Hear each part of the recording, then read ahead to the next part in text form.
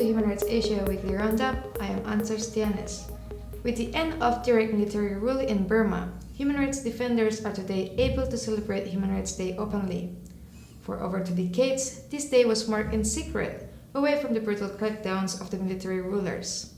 But Burma is one of only a handful of positive changes amongst worsening human rights records in many other Asian countries. In today's program, we will observe Human Rights Day by touching on some of the issues that the AHRC has focused on over the last year. The new government in Burma has promised the international community that they will release all political prisoners, to end the civil war, and to continue the peace process with dialogue. With us in the studio, we have Burmese human rights defender Min Lwin. Welcome to the AHRC. Yeah, thank you. How does it feel that you are now able to celebrate Human Rights Day openly in Burma? Yeah, last 2 decades ago, and then we cannot have openly in Human Rights Day in Burma. And then, but we make some ceremony. It held secretly in some of the society around the Burmese people and human rights activists. This year, Burma Human Rights Day will held openly, and we're happy to hear like this. What is the situation of human rights in Burma today compared to the past? Oh yeah, it's first I would like to say new government is nearly 3 years, and then so many amnesty order will coming out. So many political prisoners released. AHRC also welcome this message. Mm-hmm. And then new government and president, he promised end of this year, all of the political prisoners will release. And then so this is a good thing. Mm-hmm. And other thing is about the child soldier. And then last 20 years, they refuse no child soldier in Burmese army. Now they accept 175 child soldiers return to the parents. It's a welcome message for human rights. Yeah. So in your opinion, what are the most urgent human rights issues in Burma today? Oh yeah, now in Burma today, we need some new government need to achieve 3 basic freedom. Freedom of expression, freedom of assembly, and also freedom of association. This is urgent we need. And then because of 2008 Constitution gave a lot of rights, citizen rights and legal rights, so many rights, so on. But practically, we cannot get some of the rights. Yeah, it's now urgent we need. The Indian criminal justice mechanism is an excellent example of the wide gap that exists in many Asian countries between the law protecting human rights and its practice. The Indian constitution has elaborate mechanisms for protection of human rights and fundamental freedoms. Despite so many legal guarantees of protection, life remains vulnerable, especially in areas where special security laws are enforced, permitting excessive use of lethal force. In Manipur in northeast India, police and armed forces often commit arbitrary killings in the name of ensuring national security. Left behind are thousands of widows and fatherless children. Memcha is one such young widow whose idea of a security completely changed after her husband was randomly and brutally killed by security forces. Adubo ay ginuba maran suklay na ay ginuba si siri have sir ay prithvi de siri ba mi punna maksing police na mi halam me kholam have punna maksing si hali ba mi sing ji maran suklay moina khalli maram di kay have da ay ngonda thing na rapani na ay ginuba maran suklay na ay sak chamin naraga yum sida have di isa mari ga ay nuai na awan nungai gi wari chamin naraga adu sina leiram ba ginuba do mafam dregi putu aga thongan khok da sat pakan da ay ginuba siri hera amina. This year, Indonesia is in its 15th year of reform since the fall of the Suharto dictatorship. But the AHRC notes that despite the changes that have taken place since 1998, much remains ignored by the government, hampering Indonesia's move towards full democracy. Reports of police torture and extrajudicial killings have been frequent during these reform years, including in 2013, which indicates the need for Indonesia to put more efforts into police reform. The AHRC calls for the establishment of an independent mechanism to investigate police misconduct, as well as substantial changes in police recruitment and promotion procedures. A comprehensive reform of the judiciary is also needed, as power and money regularly intervene in legal proceedings, as evidenced by the arrest of a number of judges this year. The AHRC also notes with concern that liberties in Indonesia are still restricted in some areas. Peaceful protests in Papua are still subject to forced dispersal, and religious minorities are discriminated against. This year, Indonesia also enacted a law on mass organization, which provoked criticism for violating freedom of expression. The message from Cambodia on this Human Rights Day is that the struggle in the coming year will be for social justice. We spoke with Swan Bunsak of Cambodian Human Rights Action Committee.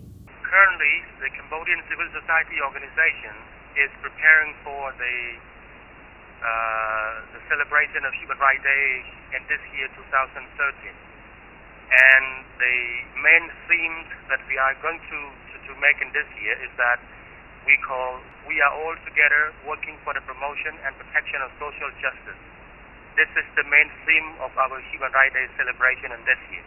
And there are about 200 organizations working together for this celebration in this year from Cambodia. The Rule of Law Committee of the Bar Association of Sri Lanka, in a statement, condemned the recent extrajudicial killings of 4 persons by the police and Special Task Force. These killings followed the alleged murder of a policeman and his wife. It appears that the government has approved a policy of the administrative disposal of persons, which makes courts an irrelevant factor in deciding on punishment, including the use of the death sentence. There were also acts of violence by unknown persons in the north, where several opposition politicians were attacked. There were no credible inquiries into any of these attacks. Critics believe that the government was behind these attacks. The Asian Human Rights Commission stated that the problem to worry about on the Human Rights Day in Sri Lanka is that the government has taken executive control of everything and has removed any space for the judiciary and the rule of law. The use of extrajudicial violence has now become the method of ruling the country. The worst kind of human rights abuses in Pakistan are committed within the criminal justice system itself, which is deeply flawed, backlogged, and corrupt. The system is not independent, and investigators and prosecutors lack the resources, training, and security to bring about successful prosecutions. In each instance that the criminal justice system is circumvented, it grows weaker and more irrelevant, and a culture of impunity thrives. The new government showed its deep contempt for human rights immediately after assuming power by merging the Ministry of Human Rights with the Ministry of Law and Justice. The government has enacted 2 draconian laws by passing the parliament. The ordinances give unlimited powers to the law enforcement agencies to shoot suspects on sight, search houses without a warrant, confiscate property, and tap phone calls. The following statistics give a clear idea of the worsening human rights situation in Pakistan. During the 2013, 56 women were killed in Pakistan for giving birth to a girl rather than a boy. 350 women and 270 men were murdered in so-called honor killings. More than 2,000 people were tortured by state security officers.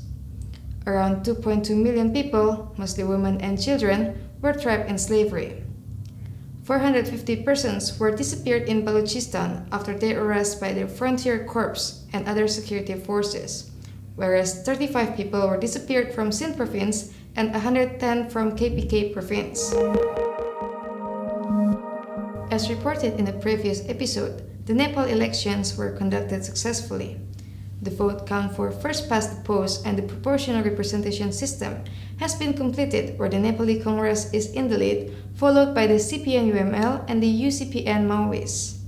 The Election Commission has called for the parties to submit names of their candidates under the proportional representation within a week. AHRC is concerned that very few women and Dalit candidates won in the second Constituent Assembly election. The Nepali Congress, the largest party, have not nominated a single candidate from the Dalit community, although it represents over 13% of Nepal's population. The AHRC worried that less representation from women and Dalit community will jeopardize their issues in the new constitution writing process. Caste and gender-based discrimination and violence are rife across Nepal. We spoke earlier with Durga Sop, chairperson of the feminist Dalit organization, and Padam Sundas, the executive chairperson of Samata Foundation. The human rights, the issue of Dalit in Nepal, particularly Dalit women, human rights violence is increasing rather than decreasing, because the issue, the violence against Dalit women, issue has been increasing day by day due to the continue transitional phase, and due to strong legislation in favor of Dalit and Dalit women, and whatever we have a legislation and policy, it has not been enforcement at practice. One thing. Another, the violence, particularly domestic violence cases being increased among the Dalit women, and as well as Dalit women, the case of rape and other serious violence case has been increasing in 2013.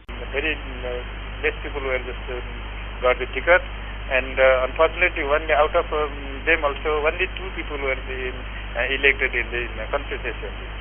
Seeing all the scenario of this Constitutional Assembly result, the most of the orthodox parties are the so-called so-called agitatist parties. They were elected and they got the victory, and that's why most of the Dalit people are very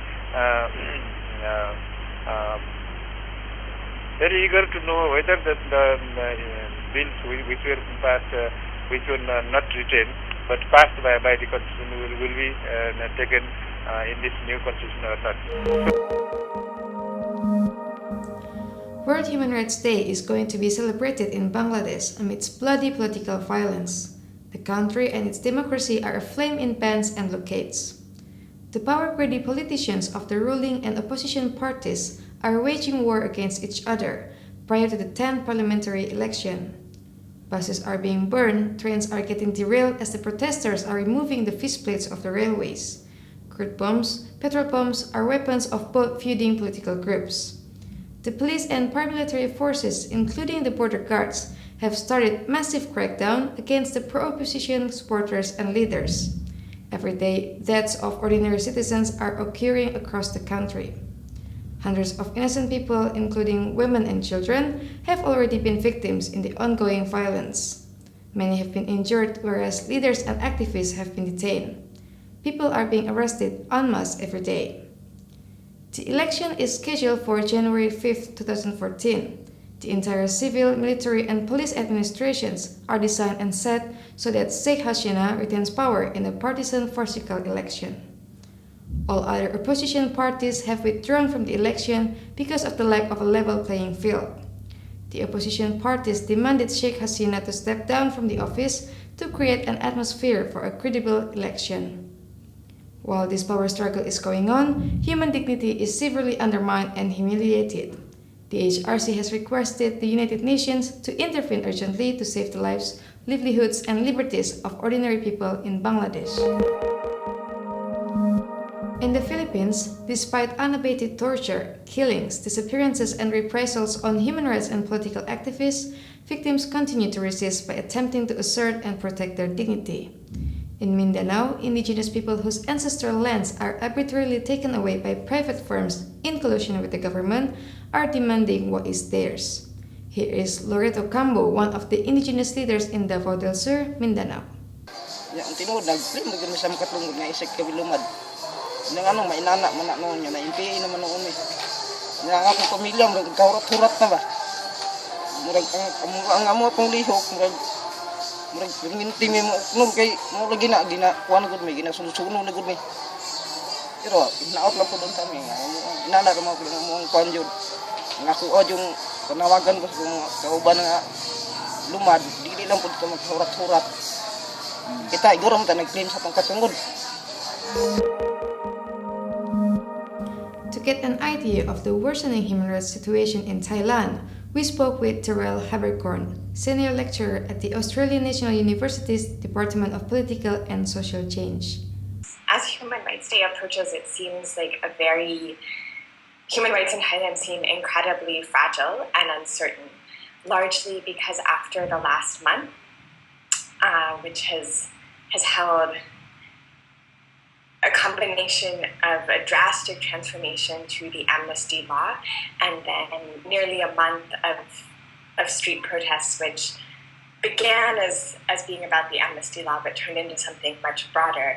It seems as though human rights have completely vanished. I guess to begin with the amnesty law, in the aftermath of the violence of April-May 2010, in which 92 people were killed and over 2,000 injured, the vast majority were civilians, red-shirt protesters who were killed when the state security forces cracked down in response to their protests. There were 9 different amnesty and/or reconciliation bills proposed. The form of amnesty that was selected by Parliament to move forward would have amnestied everything from 2004 up until the present. Many people were dissatisfied by this. Human rights activists were dissatisfied because it would have all of this important work that went towards holding state officials accountable for their role in 2010 would have been eliminated. The importance of the inquest would have been gone. These pending charges would have been gone. But another group of people were also very dissatisfied, and they became the largest group of people in the streets and who have been in the streets for the last month. And those were people who were against Thaksin, in a sense, the reconstituted group of people who had initially called for the coup in 2006. And what was incredibly strange about the protests is that they were a protest of this revised amnesty this revised draft amnesty bill. But they had no problem with impunity for state violence. They were upset because the amnesty bill could have, if it was passed in that form, could have also extended to the corruption cases against Thaksin. So thousands of people went out into the streets to protest this bill, but strangely unconcerned about human rights. And so it seems to me that this is an incredibly concerning moment when that could be the content of the protests. South Korea has suffered from political deadlock this year because of serious allegations of fraud in last December's presidential election. Facts reported daily seem to be supporting allegations that government institutions, including the National Intelligence Service or NIS, interfered in the election. Initially, the government seemed successful in manipulating views that those who alleged election fraud were North Korea sympathizers, but this plot did not last. Civil society and various religious groups have started asking for NIS reform and the president's resignation. As it stands, the prosecutor's office has both investigatory and prosecutorial powers and is ultimately under the control of the presidential office. With us in the studio now, we have AHRC's Right to Food desk Avinash Pandey to talk to us about the scope of his work across Asia. Welcome to the studio. Avinash Pandey, can you please explain your colleagues' work in civil and political rights, whereas you work more within economic rights, right to food. So how does this fit into Human Rights Day? See, there was a time when right to food and other economic, socio-cultural rights were considered to be very different from civil and political rights. And of course, civil and political rights, like the right to life and liberty, are much more visible and they look much more urgent. But I don't really see much of a difference. For example, if you see how the right to food is being violated nowadays, after the new liberal economic policies, governments come and they acquire lands for private property, leaving millions and millions famished and without any livelihood opportunity. How do they acquire the lands? So if you look at the structures of violations of right to food and right to other liberties like right to religion, like right to assembly. Means like many of these rights are becoming, the boundaries between civil and political rights and economic socio-cultural rights are becoming very blurred. So I don't really see much of a difference. Means like, see, in Philippines, if you go, what we are witnessing in Philippines of late is massive violations of the rights to livelihood, which is an essential economic socio-cultural rights. But how do the state, how does the state do it? They do it through the police. They do it through the law enforcement agencies other than police. They do it by denying vendors access to the national parks. They evict people from their natural habitats. They displace people in the name of development projects. Similar things are happening across Asia. There are massive crackdowns again by the state. So I don't really see now much of a difference other than in justiciability. So how do you see things unfolding in the future? Are things getting worse, or are they getting better? That's a very tricky question, but I would say that the situation we are witnessing is one of hope and despair together. So people now know their rights and they are ready to fight.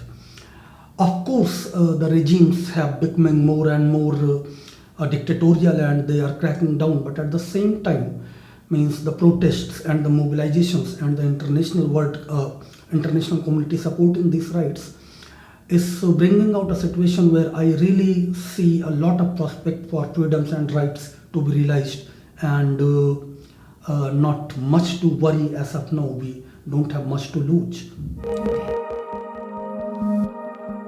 Human Rights Day was instituted by the UN General Assembly in 1950 to bring attention to the Universal Declaration of Human Rights.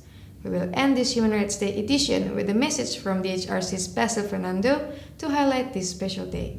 On this International Human Rights Day, it is only appropriate to begin by paying tribute to the greatest human rights defender of the 20th century, Nelson Mandela, who passed away on the 5th of December.